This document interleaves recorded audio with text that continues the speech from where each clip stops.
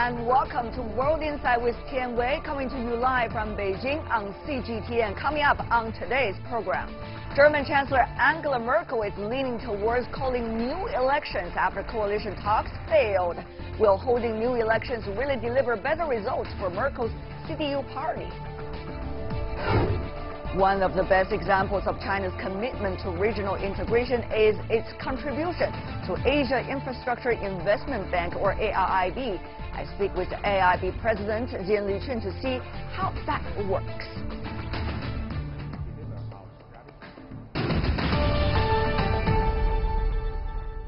German Chancellor Angela Merkel has said that she would prefer new elections over leading a minority government after a breakdown in coalition talks. The Free Democratic Party has announced that they were withdrawing from the coalition discussion, citing no trust between parties. The talks have been ongoing since Merkel's Christian Democratic Union Party failed to win a majority in federal elections in September. This is unprecedented in post-war German politics. Take a look. German Chancellor Angela Merkel emerged from talks with the German President Frank-Walter Steinmeier after only half an hour. Her takeaway: continue to find a solution. All political parties that have been voted into the German parliament are committed to the public interest. They serve our country. I expect all of them to be ready to talk and to try to form a government in the near future. Thoughts of another election dashed, at least until all possible options are explored. Even before the September election results were counted, there were talks of a Jamaican coalition. Jamaica, because of the colors of the parties involved, the Greens, Christian Democrat Union and Free Democrats Party, green, black and yellow, make up the same as the Jamaican flag. Yet on Monday, that flag was flying at half-mast, following the announcement that the pro-business Free Democrats, or the FDP, were backing out of talks. As Free Democrats, we have made various compromise offers during the last weeks, namely tax policies, European policies, questions of migration and education, because we know that politics lives from balancing, and with just 11%, one cannot dictate the course of an entire republic.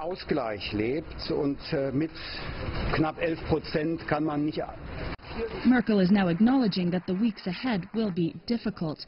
The country's second largest party, the Social Democrats, have again ruled out another coalition government with the CDU, and all parties have refused to partner with the far-right nationalist Alternative for Deutschland, or AfD, who campaigned on an anti-Euro, anti-immigrant platform, winning 94 out of 709 parliamentary seats in September's election.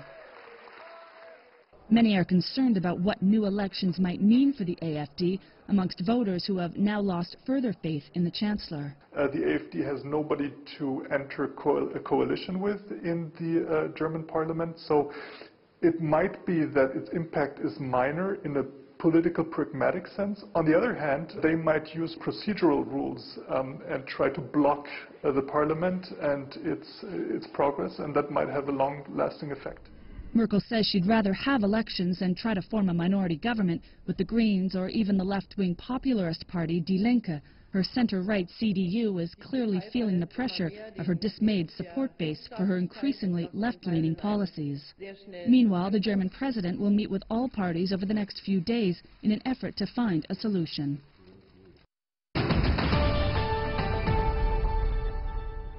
For the latest within Germany, FSN correspondent Ira Spitzer joins us live in London. Mr. Spitzer, tell us more about the possibility, catch-22 situation for Merkel. Re-election, less popularity, all at the same time. What is likely she's going to eventually choose, given the latest situation? Well, the decision may not actually be up to Angela Merkel. Right now, the German president, Frank-Walter Steinmeier, is sort of the man of the hour as he talks to the leaders of each of the political parties, including Angela Merkel and her Conservative Party. And his focus has really been to try and force these parties to come to some sort of compromise. Now, how realistic that is an open question, but there really has been some pressure both from him as well as as well as the German public, to try and to bring some stability here. Now, that being said, much of this will hinge on these next few weeks and potentially a continuation of these negotiations that had broken down so dramatically earlier. And another possibility here is that the Social Democrats, the center-left party, Germany's second largest, could be compelled to re-enter the grand coalition that they've been in with the Conservatives. Now, that's something that they say they don't want to do, but again, they are under some pressure here to compromise. At this point, what kind of procedures are we looking at? Let's just say, if further negotiation break down, what would be the procedures for the country to embrace another election? Well, the time frame that we've heard so far, at least for the continuation of possible negotiations here, would be about 3 weeks. So if after around 3 weeks there's no compromise or solution reached, then the president would then step in and he would essentially go through some parliamentary procedures, which also take a couple weeks to basically either decide whether the country will choose new elections or possibly a minority government, presumably led by Angela Merkel. So after those steps have happened, then new elections could be called, and then there would be a 60-day period. So right now, the possible date that has been named by insiders as the potential rerun of the election would be April 22nd, 2018. So that would be a long period of political instability in Germany, certainly. You bet. Ira Spitzer, thank you so much for joining us. You're watching World Insight with me, Tian Wei. Still to come on our program, we're going to have a discussion after this.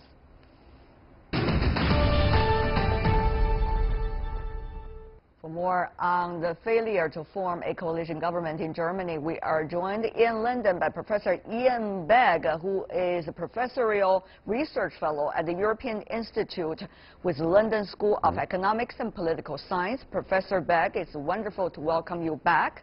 And also in Brussels, Pieter Cleppe, head of the Brussels office of Open Europe. Gentlemen, enough chaos already, but certainly fun politically as well if you are observing from afar. Let me ask you, Mr. Begg, so what is exactly leading to the failure of the parties to come together for a coalition possibility? We heard so many different things coming from all sides. Exactly what happened, Mr. Begg? Well, the first is that a three-party coalition is extremely unusual, and all previous governments in Germany have been two-party coalitions. What you're trying to do in this context is to merge the centre-right, which is Angela Merkel's party, with a more liberal right, which is the Yellow Party, the FDP, and Greens, who have a combination of, as their name implies, a green agenda, but also one which is far more accommodating to refugees than the Yellows, the FDP. And putting these things together, plus a complicated tax agenda and various other things, including how they look at Europe, is not easy. And that's why they agreed certain things, and then Christian Lindner, the head of the FDP, said, right, that's just too much. And in what he said, I hear echoes of what we hear in Britain, that no deal is better than a bad deal being said. However, such statements are provisional. Certainly it is provisional. Mr. Cleppe, we understand that an election failure or a coalition government failure in Germany does not mean only for its own politics, but also for Europe as a whole, because Germany, after all, especially Angela Merkel, is a strong supporter of unity of the European Union. So if things are collapsing, that would have ramifications much beyond Germany's border. Yes, absolutely. So basically what happened is that the French President Emmanuel Macron had been demanding basically more concentration of money and power at the central level in the Eurozone, and this was already very hard to obtain from Germany, and now with only a German caretaker government it will be even harder.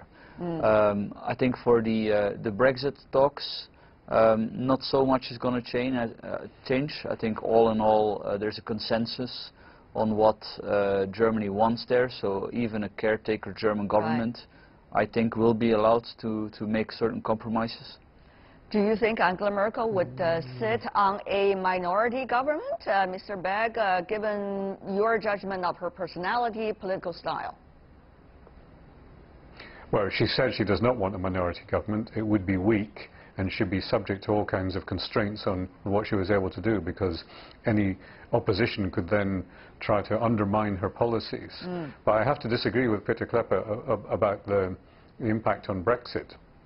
We're facing on Brexit a significant decision in just under a month's time at the European Council, and it's very hard to see, in the absence of a renewed German government, Germany being able to make a firm statement on what it wants, and that could delay the Brexit talks and cause chaos on both sides of the English Channel. Okay, right now we are looking at several possibilities. We're not saying, okay, everything has failed yet, because there is a hope. No. But what kind of hope? Earlier we talked about the Jamaica, which is about the three parties working together. Now there's also talk of the so-called Kenya flag, which is two parties. And there's also talk of the traffic light possibility, bringing three parties but different parties together. Mr. Begg, given your knowledge of the politics in Germany, are these real possibilities, or these are just played around by politicians and the media? Well, the Kenya flag would in fact be three parties, because it would be red, green and black. That's right. I think that the difficulty with that is that Angela Merkel has a record of diminishing her coalition partners in previous governments. And the reason that the Reds, the Social Democrats, have been saying immediately after the election in September, and again recently when the talks failed, that they do not want to enter a coalition, is they feel as the minority in a grand coalition, they would lose further. They want to renew themselves and present a different package. That said, the German president, Steinmeier, is from the SDP. He's from the Reds.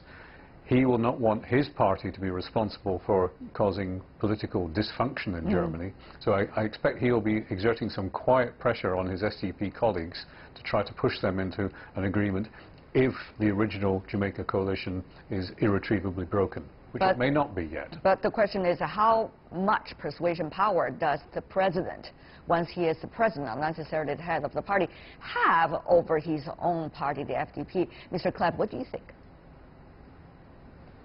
Well, indeed, there's pressure now to have the SPD, the Social Democrats, entering the coalition after all. But also, interestingly, the liberal FDP has said that they would be open to new negotiations. There's the possibility of a minority government, and there are rumors that the SPD would be considering to ask that they would sort of go into a coalition after all to avoid that shaky minority government, but then without Angela Merkel, and that would be quite something, of course, because at the end of the day, the reason why we are where we are is because Angela Merkel's party hasn't done as well, and this is clearly as a result of the refugee chaos that she presided over in 2015 and 2016. Well, Mr. Begg, there are several issues that people have been talking about. One, of course, is the immigration issue regarding the refugees. The other thing is the environment issue as well, for example, about coal power plants or not, immediately eradicate them or not. Yes. Mr. Begg, what do you consider, if we're looking at the other options, the biggest issue facing a possibility of any coalition government in Germany? Well, it's reconciling centre-right, core right, and a leftish party in the Greens. What will be the issue? The coalition is going to go ahead.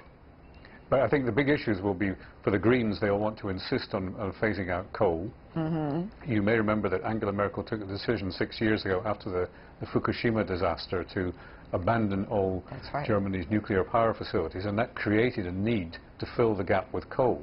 The Greens don't like coal. They would like to see another solution.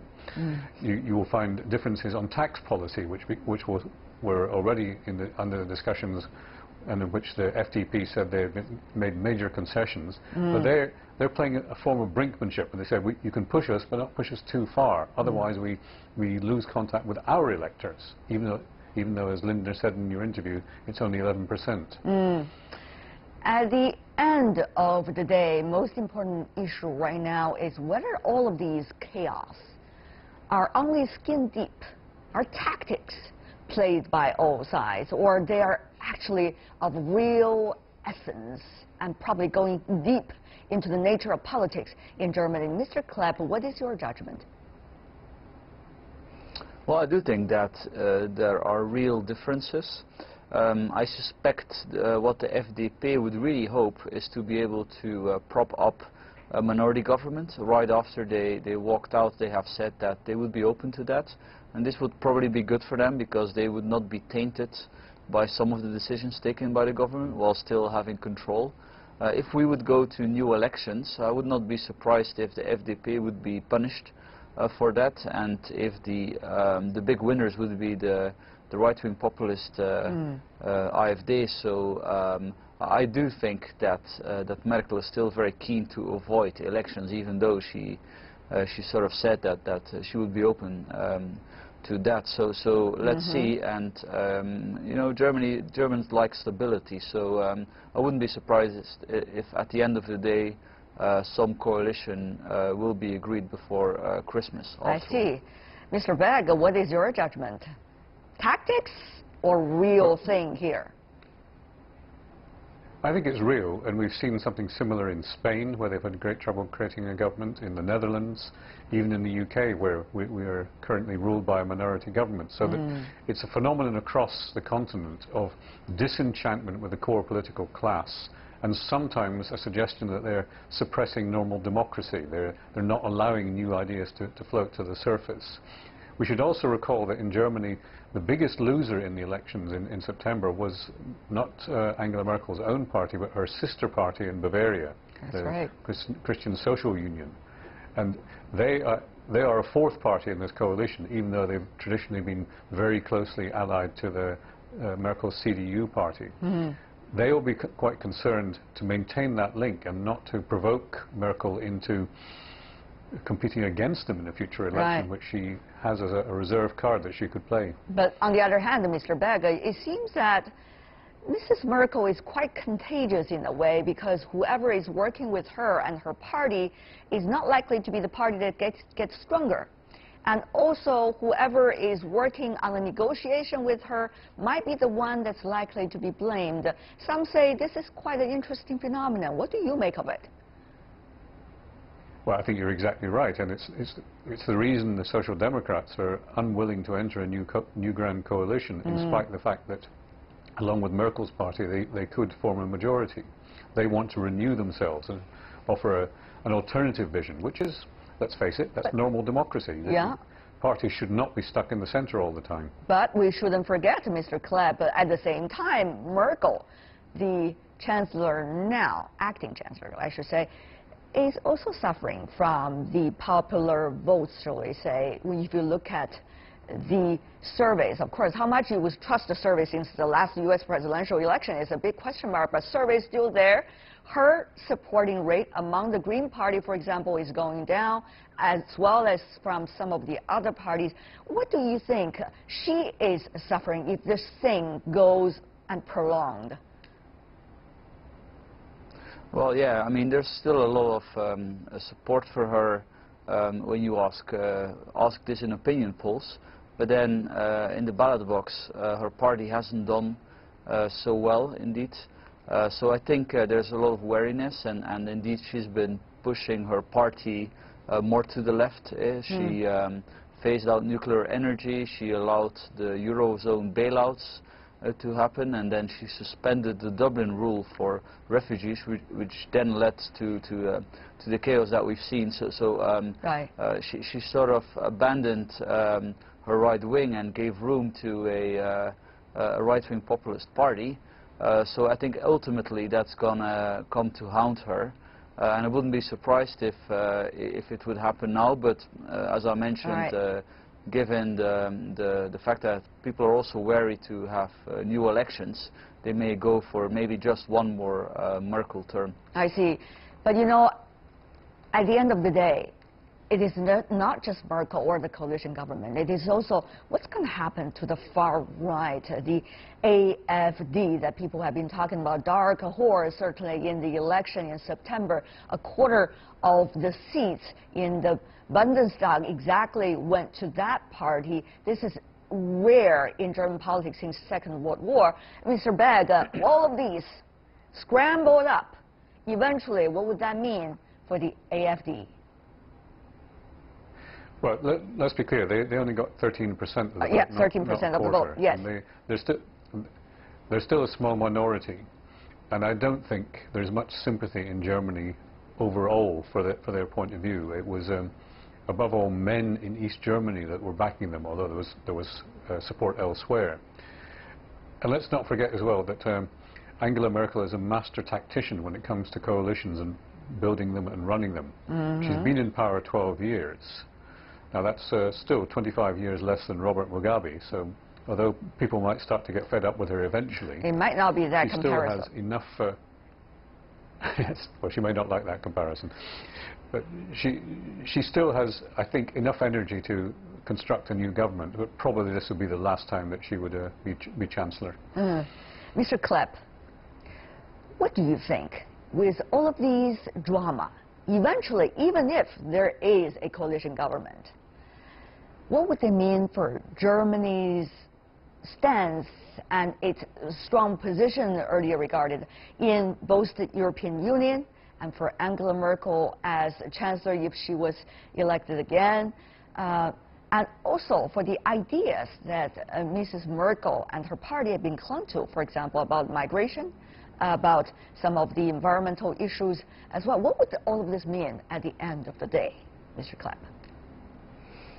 Well, so indeed it depends on the outcome. If Merkel manages to pull it off one more time, then we basically see the status quo. But if Merkel would somehow see, like, if this would lead to the end of her career, then I suspect that some dogmas that she has been pursuing, then this would, some of these things would be questioned. I do think that her party would become a bit more Eurosceptic in the sense that they wouldn't be so keen keenly in favor of Eurozone bailouts, and they would sort of learn the lesson that indeed also in the refugee crisis a more centralized policy would be desirable. So I think that would be the main change. If indeed this would mean the end of Merkel, but we're not there yet, of course. The last election in Germany was full of drama. It seems that more drama are to come for weeks ahead. Thank you so much, gentlemen, for being with us. Iain Begg, Pieter Cleppe, since the last election, always been with us. Thank you so much for being with us.